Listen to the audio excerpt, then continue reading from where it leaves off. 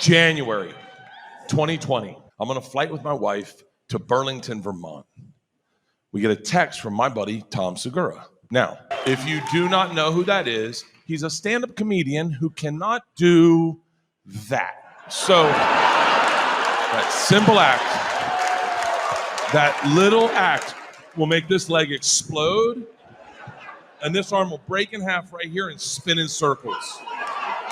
Racist. Big racist. Now, he said, yeah, big fan of Nazis. Anyway, Tom sends me and Leanne a text, and it says, the group text, it says, hey, I don't know if you guys have heard about this new virus called the coronavirus, but it's a real thing, and I just read an article in the LA Times. There's been an outbreak in your neighborhood. Here's a link to the article I read. You might want to check it out. This is January 2020. I'm in a panic. I have heard of it, but I'm like, in our neighborhood? So I clicked the link. I don't know if you got this, but it wasn't an article.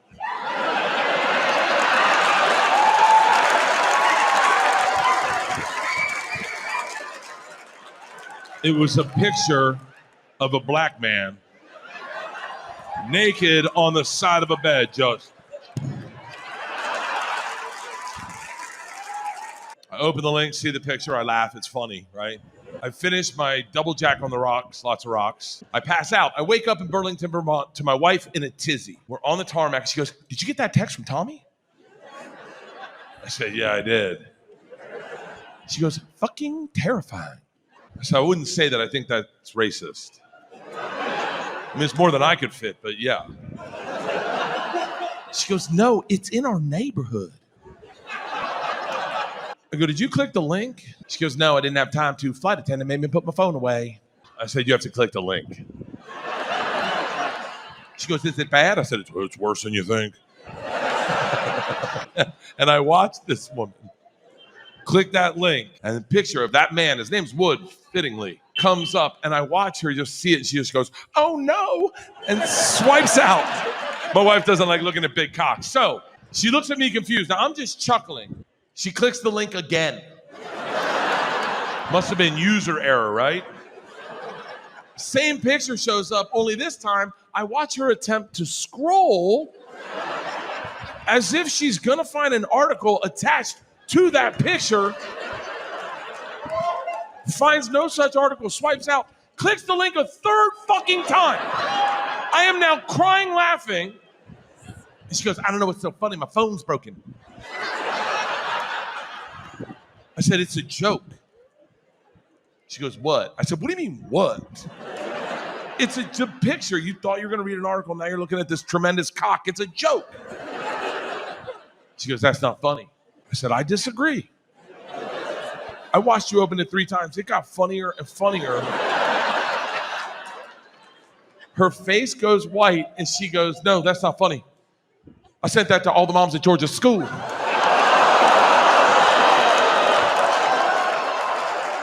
I go, you're right, that's not funny. That's fucking epic. I grab her phone and read the replies from the moms. The best were the cool moms who were like, I hope that doesn't hit my house. One mom's like, my 9th grader's not ready for that. Our friend Lynn Grusin wrote back, are you sure that's the coronavirus? I think I had that in college. And then that first night, that night I had sex, I fucked it up so bad that it changed me for the rest of my life. Get to 17 years old and I'm like, I am chomping at the bit. Get a girlfriend. I knew she'd had sex before, so I'm like, cool, right? So we get a case of Natty Light, Pet Cemetery, and 2 condoms. We watched Pet Cemetery, and then my chick's like, hey, do you want to go into the bedroom? And I'm like, it's happening. Drop my pants to the knees. I undo the condom, and I've never seen a condom before. And I'm like, okay. So I unroll it all the way, and I'm like, that's a lot bigger than I thought need. Roll it back 4 inches, and I'm like, there we go, that'll suit it. I go to slide it over, and as I push it down, it inflates. No joke, I'm trying to squeeze the air out of it. It's going. So I go back out to Hartley. I'm like, hey, I need that other condom. I go back in. I put the condom on. I remember putting it on, felt good. I get on top of her. I'm in, pull out, and it's over. I come. You're done. I'm done. And she looks at me and goes, are you going to put it in? I looked down, my dick's between her butt cheek in the bed. I didn't even fuck her. Lost my virginity to a mattress. Listen, Will, I apologize if you don't like any part of this story. This is when you know it's real. Yeah. But listen, you just tell your stories, right? So I was doing stand-up at the Boston Comedy Club. A guy named David Tochterman saw me. He worked for Will, and he said, I think Will would like you. And he was like, we want to do a development deal out at Overbrook. So why don't you meet Will and see if you guys get along? If you do, you can do a sitcom. So now I'm a fan. I'm a fan of Will since a kid. Like I'm talking. I legit listen to his music. Nightmare on My Street. I legit listen to his nightmare. music. He was a on lyric. My Street. I loved it. So, and I watched Fresh Prince of Bel-Air with my dad every Monday night. Like, I'm a fan. Mm-hmm. When he made it into movies, that's my guy. I rooted for him. I'm like, yes, we did it, Will. Yeah. So I go out to the studio. It's I think the Hit Factory or something up on Upper West Side, and they got two folding chairs in the middle of a dance studio, and I know right. And so they go sit in one of these. Will will be in a second, and Will comes in. I'm talking a ball of energy. You know Will. He's a hurricane of personality. Yes. First thing he said to me is one love, gave me dapped me up, and then I'm off to the races. I love hip hop. Okay, so I'm off to the races. I know everything about Tupac, Biggie. I'm like going off. I had the big time. Juvenile was blowing up at the time, so I had a joke about Juvenile. Like I'm just running everything about hip hop. I'm like, and Will's like, yeah, man, and I'm like, I love you, and I love black people. You're black, Like, and he's like, yeah. What do I have to say here? Jesus Christ. So he goes, man, and it's me talking for like 30 minutes, and then he goes, I like you. I go, I like you. And he goes, what are you doing tonight? And I go, nothing. He goes, let's go to the movies. And I was like, okay. Yeah, hell yeah. And then he just leaves. And I was like, Like, cool. man, are we really going to the movies or not? Yeah. And then someone comes in and goes, we'll meet you at Planet Hollywood at 6:00. And so I was like, okay. So I get in the car. I call my dad. I go, he goes, how'd it go? I go, great. I go, I think he likes me. He's really? He goes, yeah, we're going to the movies. My dad's like, huh? He goes, like, on a date? And I go, no, like, what? Just you and him. And I was like, I don't know. And he's like, you didn't ask any questions? I was like, no, it's Will Smith. It's Will Smith. We're going to the movies. And my dad goes, oh, buddy, I think he wants to have sex with you. I'm like, what? And he goes, and your dad is not in Hollywood? Not at okay, all. gotcha. He goes, it's called the casting couch. Yeah. And he goes, he's telling you. And he goes, and these movie stars, it's very common knowledge, these movie stars get so bored of having sex with beautiful women. Right. The only thing that turns them on is the look on a young guy's face when they turn him. And I go, are you being serious, Dad? And he goes, oh, I don't know. What's more likely? The fact that you're so talented that the biggest movie star in the world wants to make a sick out of you? Or that he's tired of having sex with women? And I was like, oh, Dad, what do I do? What do I do? Stop. I'm like, I'm 10 minutes out. So my dad goes, you show up, buddy. You show up, for real. He goes, I could be wrong. I could be right. I don't know. Right, yeah. He goes, you're my only son. I don't want to send you into war unprepared. So I show up to Planet Hollywood at 6 p.m. And even when I get to Planet Hollywood, this is a weird place to see a movie. Is this a prank? Right. I go to the lady. I says, I'm here to for Will Smith. She's like, oh, in the back. I'm like, shut up. Right. It's the mannequin. It's the mannequin. Men in black. And I'm like, no, the actual Will Smith. And she looks at me and she goes, buddy, movie stars don't come to Planet Hollywood. Like, you're not going to. Harvey Keitel isn't here to have dinner. Movie stars. And I'm like, yeah, that does seem weird. I go, I'm supposed to see a movie? So you thought they had the wax figure like the mannequin back, like you know how they have. I go, is there a movie theater here? And she goes, no, we don't have a movie theater at Planet Hollywood. And I was like, okay. So I'm like, I guess I'll just wait. She goes, yeah. So I'm waiting. And then, as you know, a big dude, about 6'7", literally peeks his head out of a corner of a door, comes out of a corner, named Charlie Mack. And Charlie Mack says, you Bert? I'm like, yeah. And he goes, downstairs. And I'm like, I can have sex with this guy too. Like, this is a big dude. Like, should I let him go first, maybe? And, and you know, on Fresh Prince of Bel-Air, that was Charlie that was spinning him on his head. So you're like, oh my God, is he gonna spin me? So then he takes me downstairs to a room probably as big as this with curtains all around and a folding table on one side. And in it are 10 other black dudes all just staring down. Now, you guys don't know what it's like when you're a white guy and you're the minority. You don't make a lot of eye contact. You kind of just like, hey, what's up, guys? How you guys doing? And just, I'm doing this. And no one's really talking to me, and they're talking to each other, and I don't really know anyone. All I'm thinking is, this is going to be 13 black guys I got to have sex with. Right, it's going to be Charlie Mack. I'm sure he's bringing Jazzy Jeff. Will Smith. He's 10. This is going to be a long night. This is going to be a long night for me. Right. Is this how I get into business? So this is a casting couch. It's going to be long. So the sure enough, Will Smith comes down on time and he's like, hey. He goes, guys, this is the guy I was telling you about. This is Bert. And I was like, here we go. Yeah, man. And then the curtains behind me open up and it reveals a private movie theater. And Will looks at me and he goes, hey, man, grab a seat. Grab me 2 seats. I'll get you a drink. What do you want to drink? And I was like, I don't know, whatever you are. And he was like, Long Island iced tea. He's like, you like shrimp? I was like, yeah. He goes, they have great shrimp. I was like, okay. So we ate shrimp and drank Long Island iced teas and watched American Pie and watched the whole movie. And the whole time I'm like, this is nothing what my dad said it was going to be. This is just awesome. This is everything you'd want it to be. Will's got his huge laugh next to me. It's a great movie. Yeah, it's American Pie, right? It's American Pie. We watch him have sex with a pie. All of us in the room. It's awesome, right? And then the movie ends and he goes, so what did you think? And I said, it was great. And he goes, no, what about the room? I said, what do you mean about the room? He goes, the guys in the room. I was like, are there black dudes? Right. And he goes, no. He goes, you said you were a hip hop fan. Look around. That's Cool Modine. Oh, That's no. Biz Markie. He had brought all the stars of hip hop. He had called them up and had them come down to meet me. And I'm like, I could have had sex with Biz Markie. I could have been just a friend. Are you saying just a friend? We did Hawaii together, right? And they go, be clean, whatever you can do. How long be ago clean. is this? This is fucking, this is 13 years ago. Leanna just had Isla, so 13, 14, maybe 12 years ago, 10 years ago. So we do Hawaii. The person we're supposed to go with canceled at the last minute. Tom's good friends with Russell Peters. He goes, let's see if we can get Russell. He's a big international act. They book Russell. It's me, Tom, and Russell Peters. We're having a great time. We're doing fun things. We go to one of the shooting things, and the guy and Russell, we go, Russell, you want to go? And he goes, I think I'm going to go shopping today. And we're like, okay. So Tom and I take the girls, and we go there, and the first thing the guy says is, we've got one rule here on Pearl Harbor. If it's brown and it moves, you shoot it. And we're like, good thing we didn't invite Russell. Wow. So we go to do the show. I go up. I bomb immediately, and I'm a little dirty. You opened? I open because it was a rough show. So I go, I'll open it. Tom, I'll give you an easier spot. Between. And then Russell will kill. Good and friend. Tom's like, yeah. They go, whatever you do, don't make fun of Hawaii and don't bring up Pearl Harbor, the war. And we're like, okay, sure. That's not in either of our acts. I go up and I eat it. And Tom decides to pivot and goes up and he goes, hey, man. It's beautiful here in Hawaii. They say island life is slow. I didn't know they were talking about their metabolisms. Man, Hawaiians are fat. You know, I was walking around the base today and I got lost. Luckily, I ran into a bunch of Japanese guys. They really know their way around this base, huh? And now we can hear the fucking commander going, what the fuck is going on? What the fuck is going on? Tom gets off, the host of the night, then goes, put your hands together for Russell Peters. We realize we're sitting with 12,000 people who have been taught if it's brown and it moves, shoot it. Oh, and Tom looks at me and goes, I hope he doesn't move around a lot in his hat.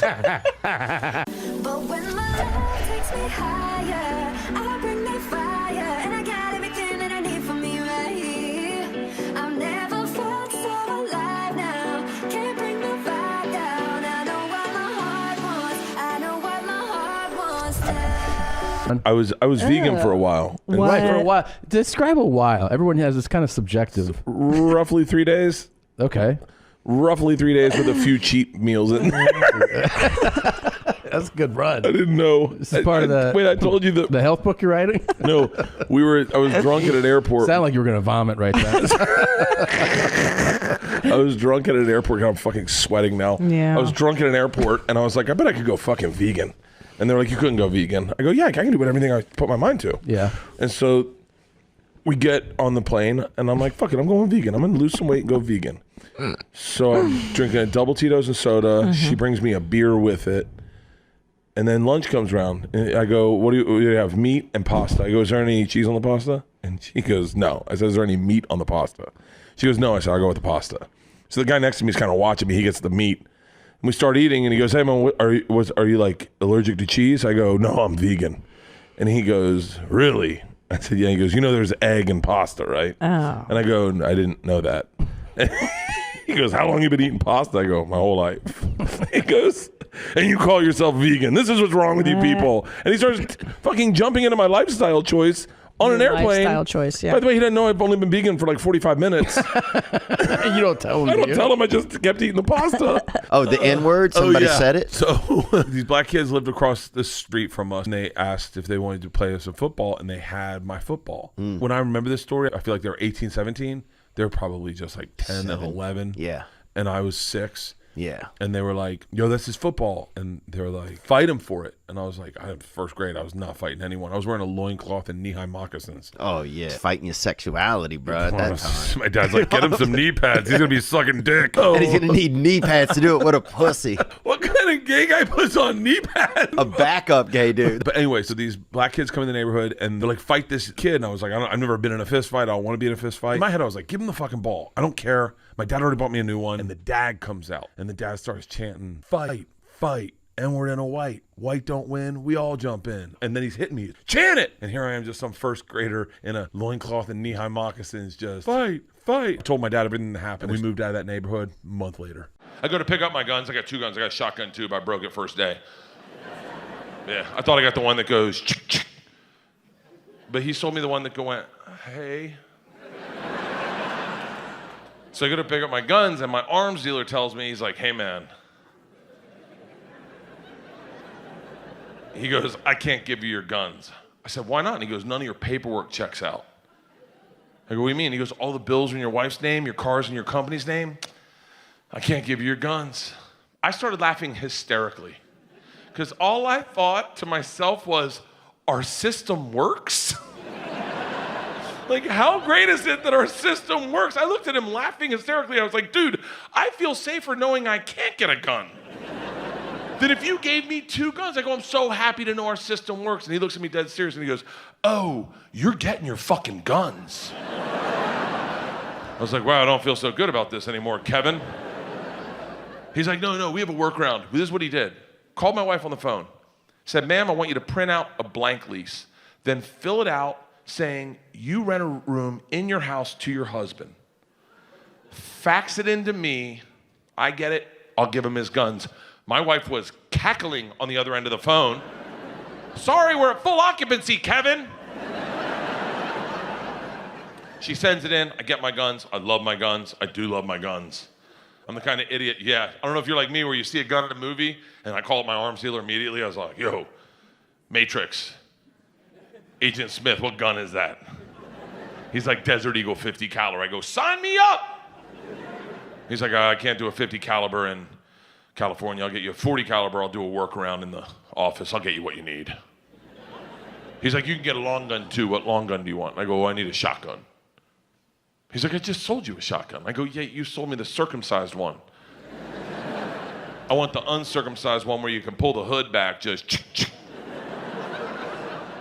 He's like, you don't want another shotgun, you want an AR-15. I was like, whoa, slow down, brother. I go, I might not be the right guy for an AR-15. I lost my Glock for 9 days.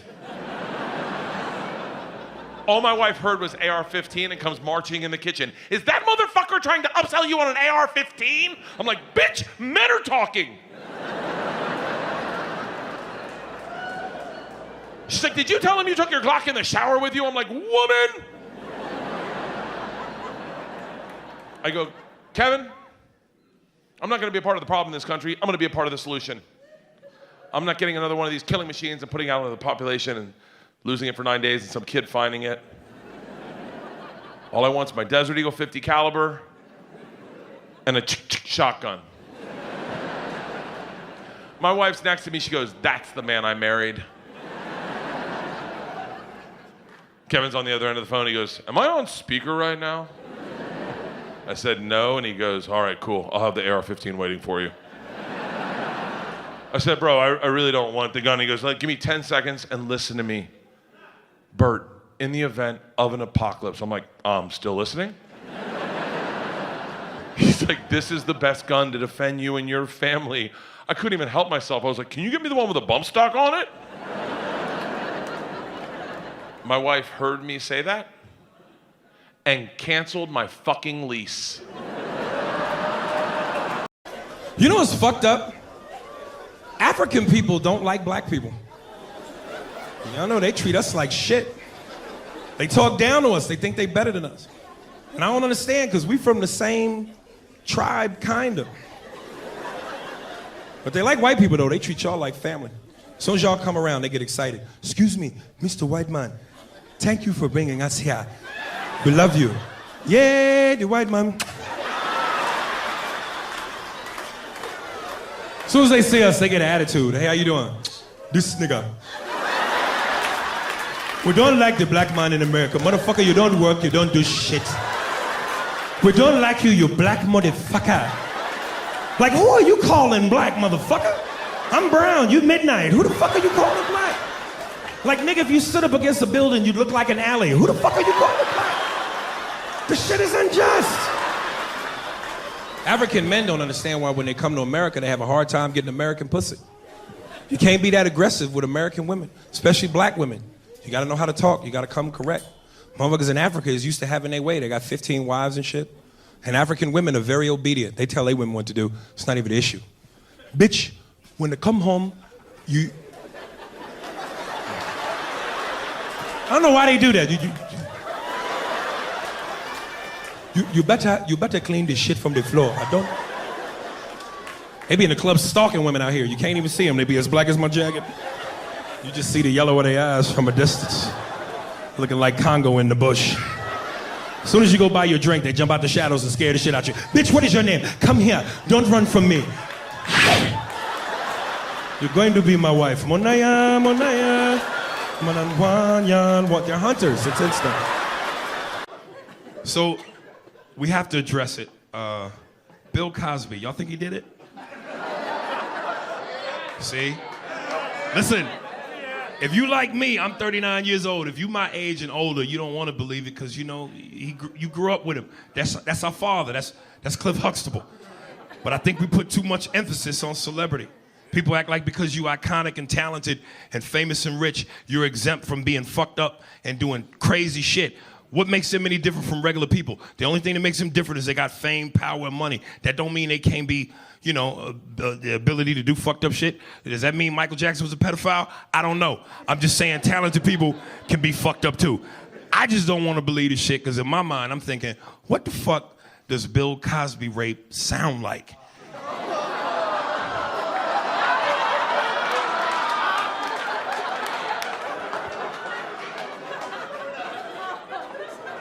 Bitch.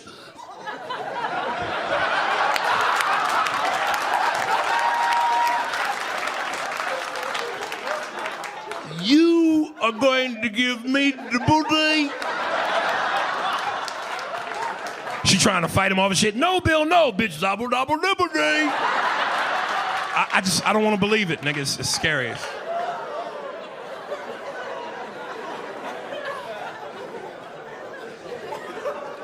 I hope celebrities get their act together, man. I don't like seeing celebrities in trouble. Like, I'm a huge DMX fan. I hope DMX get his shit together. Because I want to see him back in movies, playing the same fucking role over and over. He can only play a thug or a gangster. He can't play a fucking lawyer. It wouldn't be believable. He be giving his closing argument and shit. Hey, yo, Your Honor. My client ain't do that shit you said that he did. When the shots rang out, the nigga hit, then he slid. I object. That's when you hear the Law and Order noise. Gong, gong. So I appreciate a good culture. I appreciate a good accent. You got the right accent, you can get away with a lot of shit. You be in a club and say something foul to a woman in an American accent, she might slap the shit out of you. Like, excuse me, baby, I don't mean to bother you, but you got a fat ass. I'd love to take you home, fuck the shit out you. Motherfucker. Psh. English accent, that just roll off the tongue different. Excuse me, I don't mean to bother you, but I'd really love to take you back to my hotel and fuck you doggy stuff a little bit, you know what I mean? Motherfucker, where you from? That shit is... Oh my God. Say something else. Ladies, y'all laughing. Some of the fellas might try that on the way home. Did you have a good time at the comedy show tonight? Did you really? The next light, because you give me a little bit of head, just a little bit. I don't want much, just want you to polish me knob, you know what I mean? I ain't even gonna lie, I'll use that shit to get some pussy. I'll walk up to a woman and say anything. Excuse me, you know what time it is? Oh my God, your accent is beautiful. Where are you from? I just make shit up. McDonald's, England, have you ever heard of it? I live right off of Egg McMuffin Lane, have you ever heard of it? Oh my God, girl, you live off of Egg McMuffin, let's go. I tell you what accent is not sexy, is that East Indian accent, that 7-Eleven shit, that turban shit, that dot towel shit. Ladies, trust me, you do not want that on top of you on a Saturday night. I'm going to give it to you. I know you want it, you dirty bitch. I know you want it. I'm going to give you my Pakistani beef, you motherfucker. Say my name, say Pumasanji. Pumasanji. I want everybody to have a good time, man. Drink up, do what you do. I don't want no stress in this building. This is a stress-free zone, man. I don't like stress. It's dangerous. It kills motherfuckers or get motherfuckers killed. Anytime you hear about a mass office shooting, somebody was stressed. They couldn't take it no more. They snapped. But I don't work in an office setting, so I don't have to worry about that. But I do fly on planes every week, and the last thing I want to need is to have my pilot be stressed. That'd be some scary shit. I'm sitting in first class, my pilot come out the cockpit and say some shit like, well, fuck it then.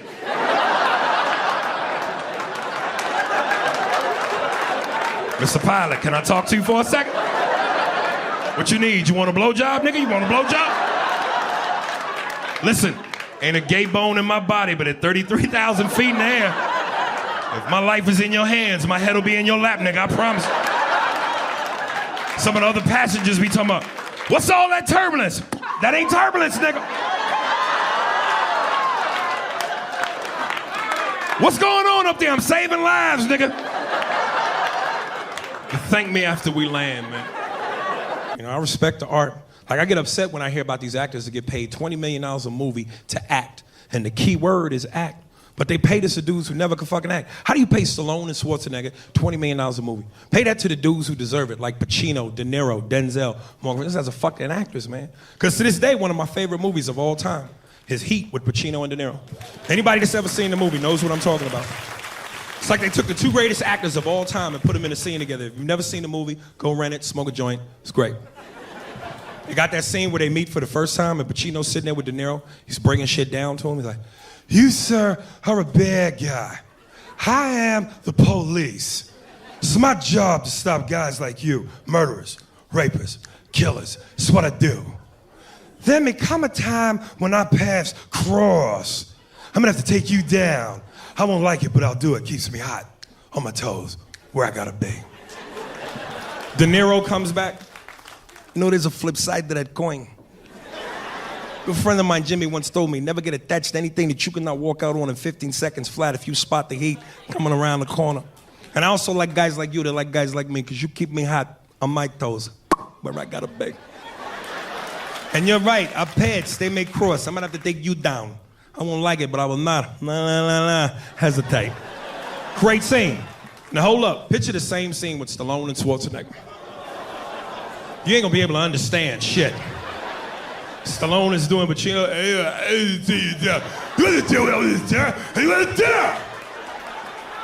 You know there's a flip side to the coin. I might have to take it down. I won't like it, but I'll do it. Even deaf people are like, what do you think? I don't understand. What do you think? Can you imagine him asking this woman for head? Maria, come on, give me head, go down. Don't come up for air, breathe to your ears. Fellas, you want to freak your woman out during sex? Make that noise or the fuck up.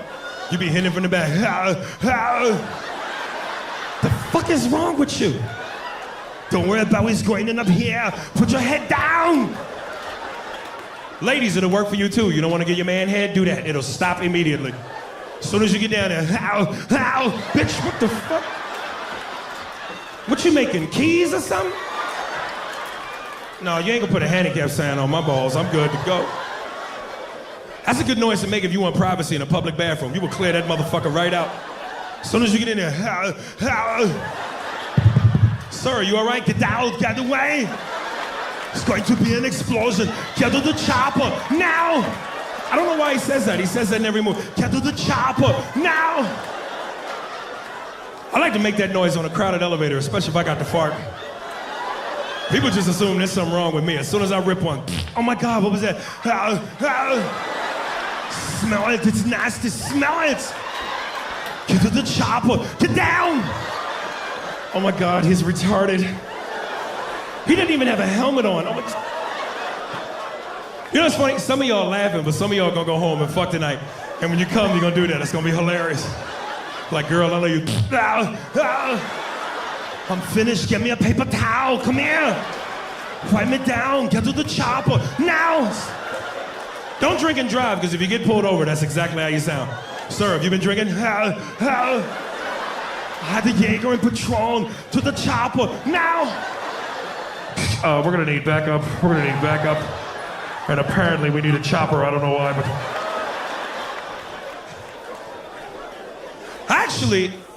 I actually met Arnold Schwarzenegger, man. True story.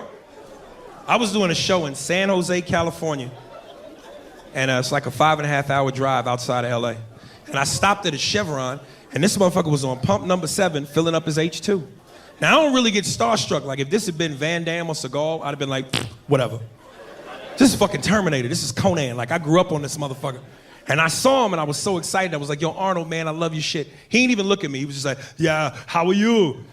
And I called my boy, and I said, nigga, you ain't gonna believe it. Arnold Schwarzenegger is on pump number 7, filling up. He was like, nigga, you lying. I said, I swear to God. He was like, Arnold Schwarzenegger? I said, nigga. And Arnold heard me, and I swear he went just like this. It's like his Marco Polo. He understood. It was like a mating call. He knew.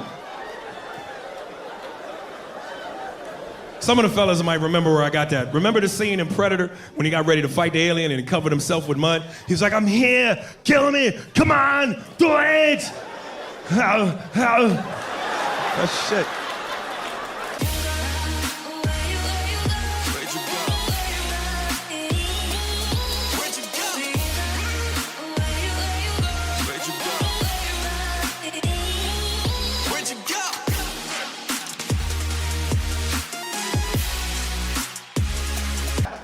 I got a question. Is racism still relevant in America? Look, nobody. Am I speaking German in here? Is racism still relevant in America? Yeah. Yes. See some of the white people like, whatever do you mean? Let me tell you something, man. Racism will always be relevant in America for 2 reasons. One, it's just too much bad history in this country. And 2, I just think it's natural for everybody to be a little bit racist. And white people, y'all are the first ones to denounce that. I'm not racist. I'm incapable of being racist. My best friend is black. He's also my chauffeur, but he's my best friend. Let me tell you something. Everybody in this room, everybody in this country is a little racist. You might not be smack a taco out of Mexican hand racist, but everybody is a little. Forget y'all, man. That's funnier than that. I don't know why y'all scared to laugh. Y'all act like 300 Mexicans gonna pop out the kitchen. What the? It's hilarious. You don't know how racist America is until after you leave. Like, I did a show not too long ago in Edmonton, Canada. There is no racist vibe in Edmonton. Well, first of all, ain't no brothers out there, so ain't nobody be mad at me. But the comedy club was inside this mall. It was like the world's biggest mall. I must have walked around that mall for 4 days looking for a black person. Finally, I saw one. I ain't even know him. I just ran up to him and hugged him like, dog, where you been? We need to stick together. He was offended. He was like, dude, get your hands off me, bro. That's totally uncool. I was like, they got him. They got him.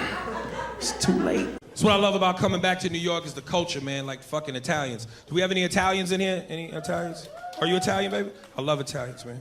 You know what I love about Italian people? Italian people who make up certain words and phrases that only they know what it means. Like, you ever heard an Italian person say this phrase? Half a fag. What the fuck does that mean? Like, you could be around an Italian person and say some normal shit like, man, you know what? Usually on the weekends, me and my girl go out clubbing and shit, but we decided to stay in this weekend and make it a blockbuster night. So we rented this movie, Steel Magnolias. Now, I know it's a chick flick, but I'm gonna be honest. Towards the end, I actually choked up, cried a little bit. Whoa, not for nothing, you sound like half a fag. The fuck does that mean? Even when they explain it to you, the meaning makes less sense than the term. Like, what does that mean? I don't know. You meet a guy in a bar, you throw back a couple of drinks. Next thing you know, you take him to the bathroom, you pull down your trousers, you pull out your cock, you shove it halfway down his throat. Somewhere in the process, you go, whoa, this ain't for me. Half a fucking fag. Nigga, that makes no sense. And young brothers kill me because we love Italian culture, man. Like the rappers and shit. They always name themselves after old school mobsters and shit, which is kind of stupid to me because, you know, old school Italians hate black people. They call us all kind of mullions and niggas and shit. But the funny thing is, like, old school Italians are funny because anytime you hang around them, they will say the most racist shit in front of you. And as long as they ended with no offense, it's okay. Like, I remember one time I went to go visit a friend of mine in a bar in Brooklyn, Italian neighborhood. I walked in the bar right away, the dude knew who I was. He's like, whoa, there he is. Fucking guy from Mad TV, Aries Spears. Hey, my friend, let me tell you, me and my kids, we watch you every Saturday night. You're the fucking best. You're the fucking best. Bartender, for my friend, a drink. Let me guess, you people, you like the fucking Hennessy. I know. Fucked up, because I wanted a Hennessy. I didn't understand. So he gets me to drink, and he starts telling this story to his boys, and it's the most racist shit ever. Tommy, Mikey, you hear about Richie? Yeah, guy's in jail doing a bid. Killed his wife. Caught a fucking emulsion. Can you believe that? I mean, let's be honest. Between you and me, we always knew Jeannie had a thing for the pepper. But to actually fucking eggplant. Can you imagine that? You kiss your wife goodbye, you get in your car, you drive away, you're 2-3 blocks from your house, you realize, whoa, forgot my fucking glasses. You turn the car around, you go back into the house, you kick open the bedroom door, there she is getting the old brajul from Curious George. But let's look at the bright side. At least it wasn't none of our wives. Can you imagine your wife fucking a raisinette? Ah, Maron, God forbid. Hey, Aries, no offense. Salud. That's the most racist shit, man. I don't know, man. It's fucking crazy. They do make great movies, though. I like all those Italian mobster movies and shit, you know? Like, I'm really trying to make it in Hollywood. Like, I want to be a movie star. That's my dream. But I'm finding out Hollywood is not what you think it's about. People move out to LA thinking this shit is about talent. Shit is not about talent. It's about sex appeal. It's part of my game I got to work on. Got to be in shape to be a movie star, man. You know, my problem is I like cupcakes too much. I'm serious. Sometimes on a Saturday night, if I got a choice between some pussy and a cupcake, sometimes cupcake win. It's kind of like pussy if you think about it, especially if you heat it up in the microwave for 15 seconds. It's all warm on the inside, creamy in the middle. And when it's over, it's much easier to wash that smell off your dick. I'm trying to tell you. Fuck y'all. Funny to me. I don't give a fuck. Funny to me.